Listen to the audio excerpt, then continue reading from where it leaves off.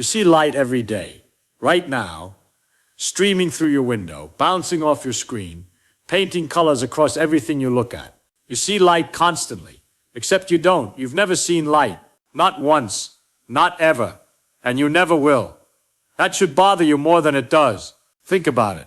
Really think. When you say you see light, what are you actually seeing? The sun? No. You're seeing the sun, not the light traveling from it. A lamp?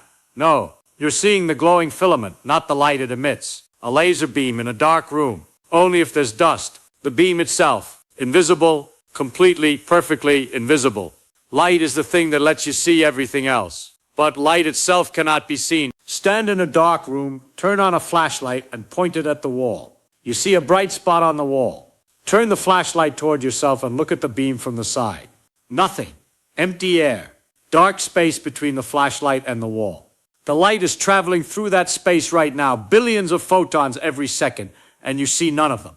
Not because they're too small or too fast, because light doesn't interact with your eyes unless it enters them directly. Now go outside on a clear night, far from city lights. Look up. You see stars. Thousands of them. But look at the space between the stars. Darkness. Pure, absolute darkness. Yet that darkness is filled with light. Starlight crossing in every direction. Photons from billions of stars passing through every cubic centimeter of space. More light than you can imagine.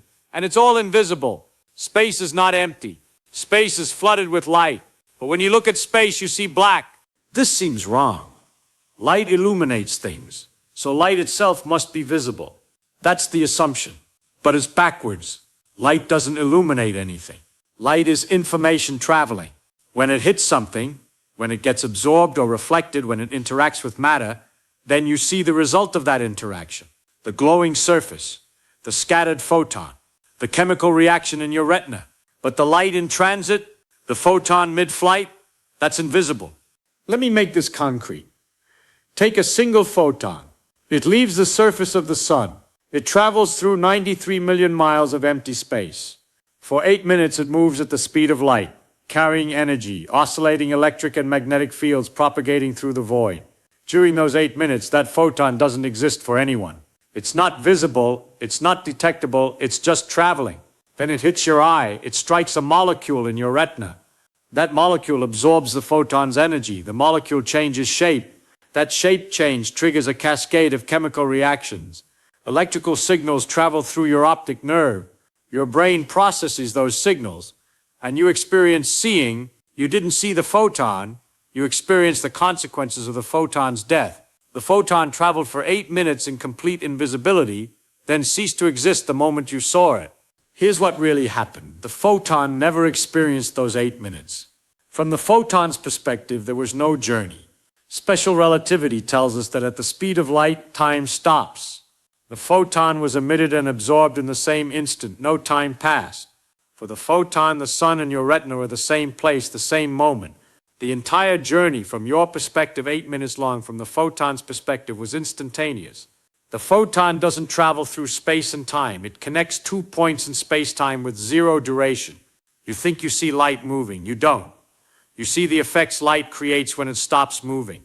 Now let's talk about what happens in that retina of yours. When the photon hits a rhodopsin molecule, it doesn't just transfer energy. It changes the molecule's geometry. The molecule twists. That twist is a mechanical motion at the molecular scale.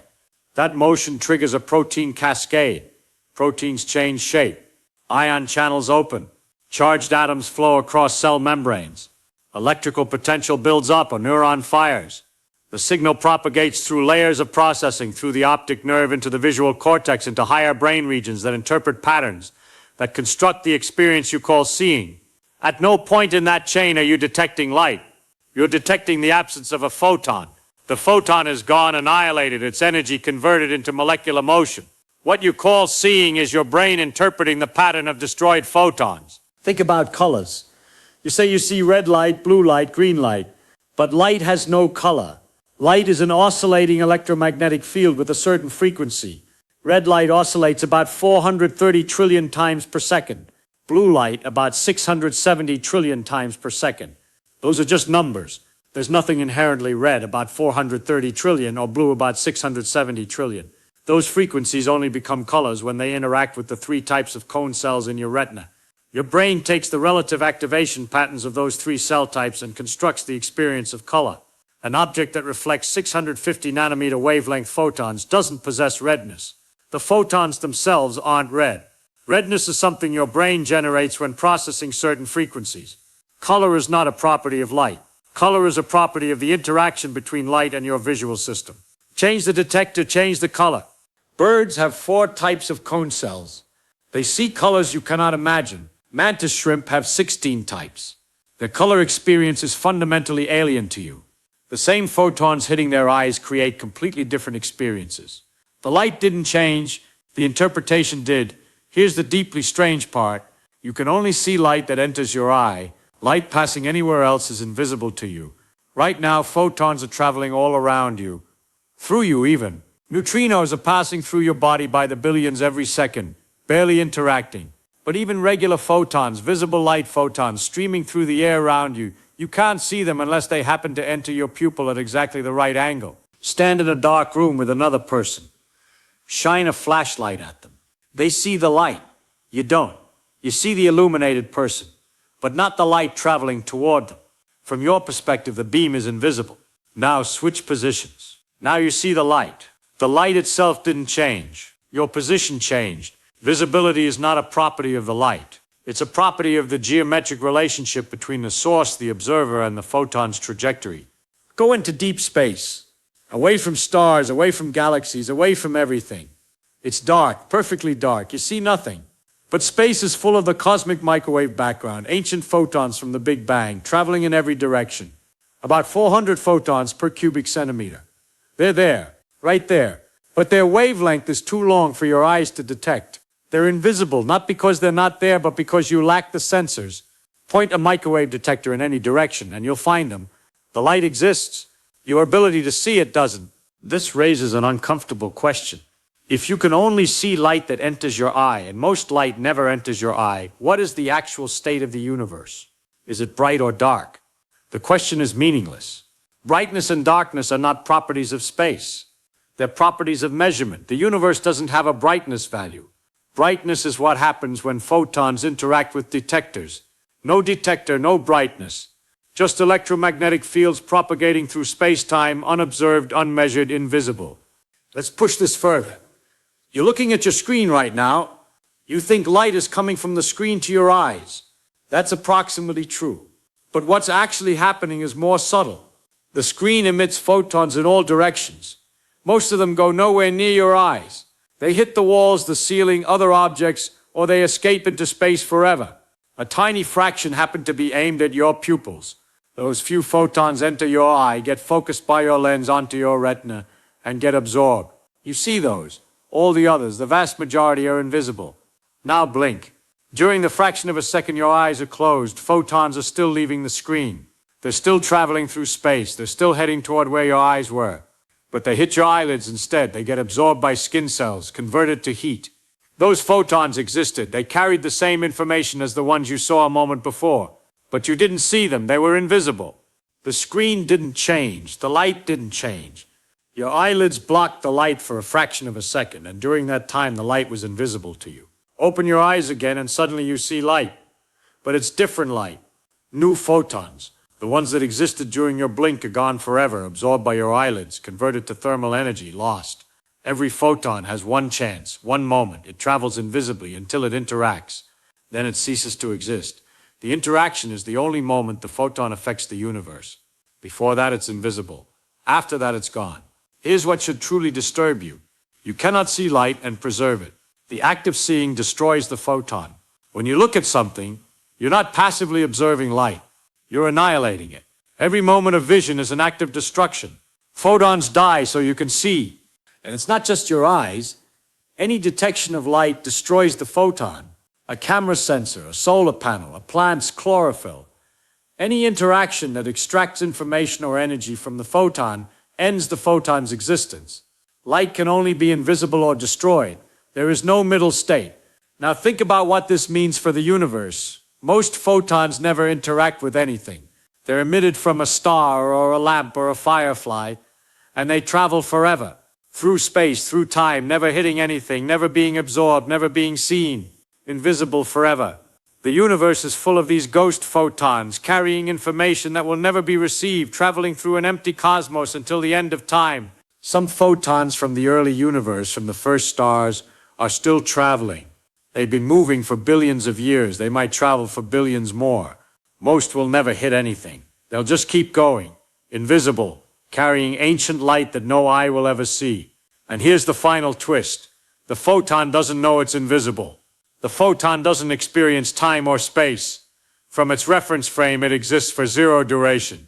It's emitted and absorbed simultaneously. The billions of years of travel from your perspective are instantaneous from the photon's perspective. The photon doesn't wait. It doesn't wonder if it will be seen. It just connects emission and absorption with no subjective duration.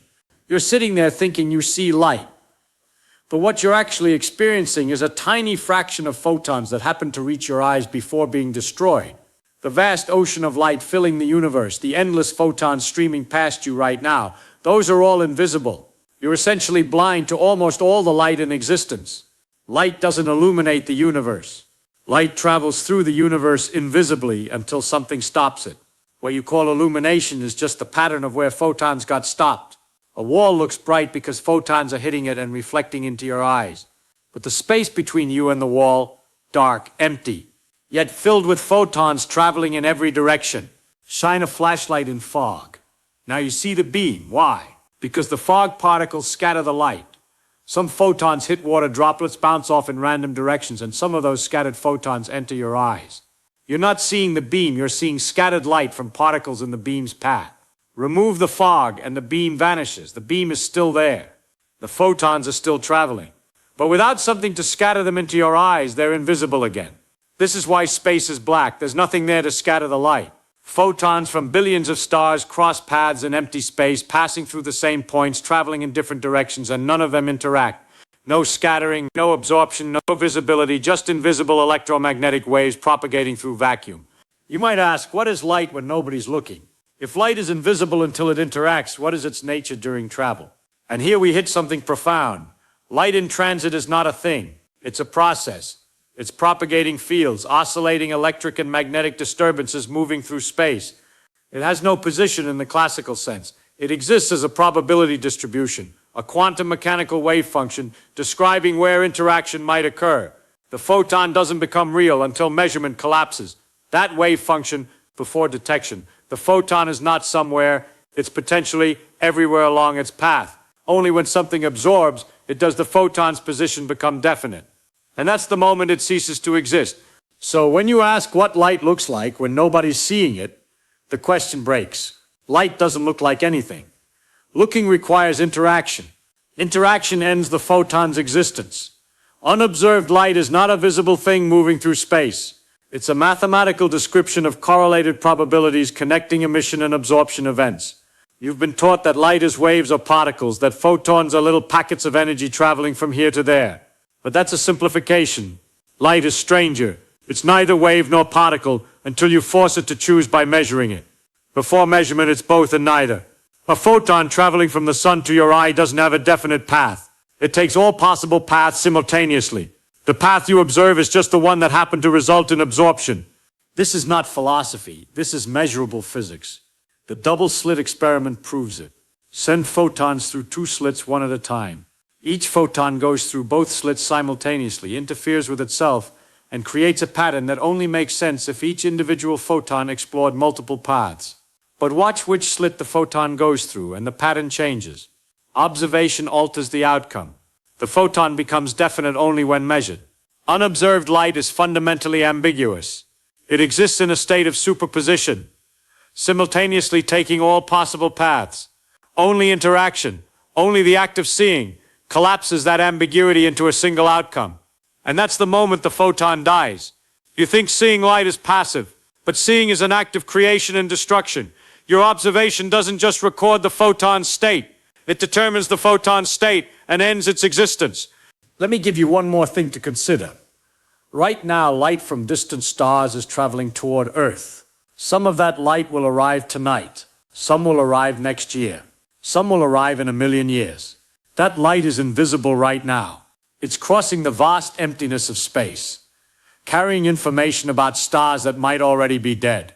When that light finally reaches Earth, maybe hits a telescope, maybe enters someone's eye, that's the first and last moment of visibility. 800 years of travel, invisible. One instant of detection, and it's gone. The universe is full of invisible light. More invisible light than visible. Most photons emitted by most stars never interact with anything. They just travel forever. Invisible waves carrying information through an empty cosmos. And you standing here on this tiny planet see a minuscule fraction of that light. The photons that happen to reach your eyes. The ones that happen to be the right frequency for your retina. The ones that happen to arrive when your eyes are open. That tiny subset you call visible light. Everything else is invisible. So what is light really? It's not the thing you see, it's the thing that dies so you can see. It's invisible information in transit, quantum probability propagating through space-time, only becoming real at the moment of interaction. A process, not an object. A connection between events, not a thing that moves. You don't see light. You see the universe where light used to be.